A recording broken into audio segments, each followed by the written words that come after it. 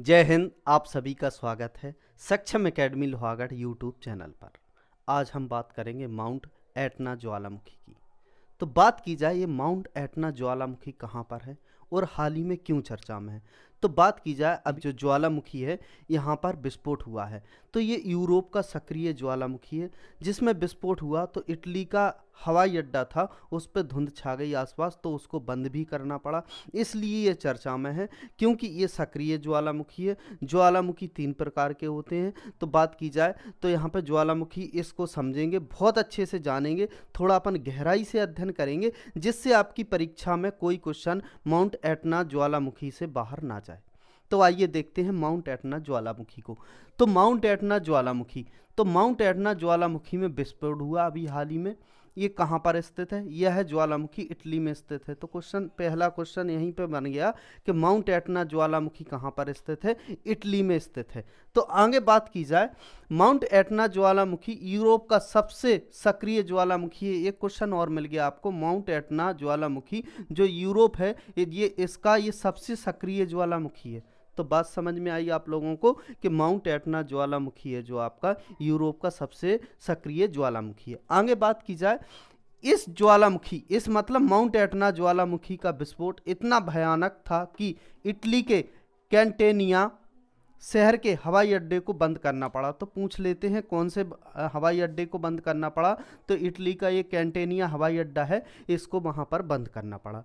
आगे बात की जाए, माउंट एटना ज्वालामुखी के विस्फोट के 2700 वर्ष से भी अधिक पुराने दस्तावेज हैं। तो कितने पुराने दस्तावेज हैं?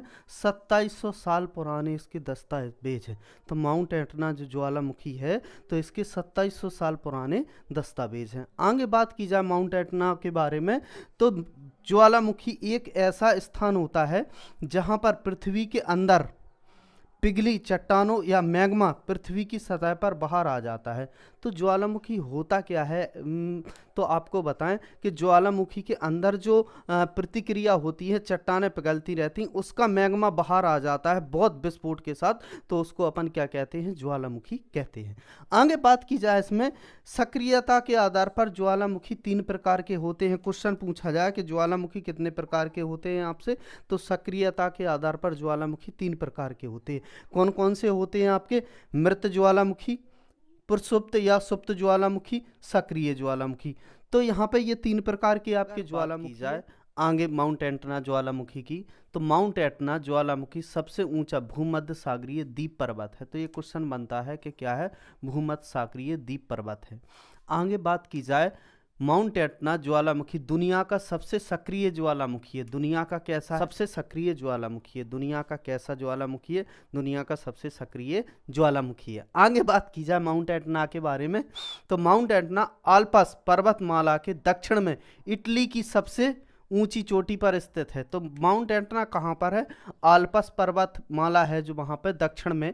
बात की जाए, इटली के सबसे ऊंची चोटी पर स्थित है। ये क्वेश्चन पूछा जाता है और बन भी चुका है, तो इस क्वेश्चन को आप ध्यान से याद रखिएगा। आगे बात की जाए, राष्ट्रीय भू भौतिकी और ज्वालामुखी विज्ञान संस्थान INGV कैंटेनिया शहर के पास सिसिली के पूर्वी तट पर स्थित माउंट एटना ज्वालामुखी में विस्फोट हुआ। तो कहां पर हुआ? सिसिली के पूर्वी तट पर यह स्थित, वहां पर यह विस्फोट हुआ। तो माउंट एटना का विस्फोट कहां पर हुआ?